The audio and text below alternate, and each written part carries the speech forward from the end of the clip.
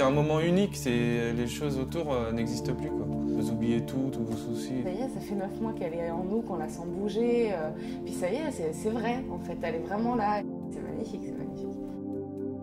Quand elle est sortie, je l'ai prise sur moi, j'avais une odeur de thé, de café, là. Je sais pas c'était quoi cette odeur, elle m'a tout de suite regardée, dès que je lui ai parlé, elle a posé son regard dans mes yeux. Quand elle l'a sortie avec ses mains et qu'elle l'a posée sur son torse, en fait, sa poitrine, et en fait, sa tête était tournée vers moi, donc quelque part elle me regardait. Et c'était vraiment beau, quoi, c'était impressionnant.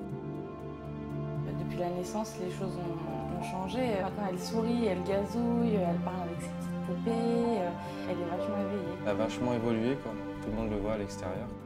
Elle est très nerveuse. Quand elle n'a pas ce qu'elle veut tout de suite, elle va faire des crises horribles. À 2 mois, ça a déjà un petit caractère. C'est dans ces petites colères, oui, je reconnais un peu mon caractère à moi déjà, un caractère assez dur. Bah, tous les deux déjà, on a un caractère assez bien trempé, quoi.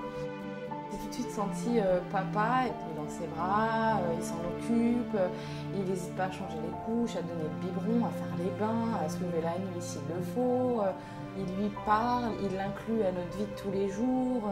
Comme toutes les femmes, désolé, hein, elles sont chiantes, mais je trouve que c'est une battante. Quand elle fait quelque chose, elle y va jusqu'au bout. Quand il faut la changer et tout, des fois elle galère à passer les bras, mais bon, ça l'énerve, mais elle le fait quand même. Elle prend sur elle, quoi. Ça, j'aime bien.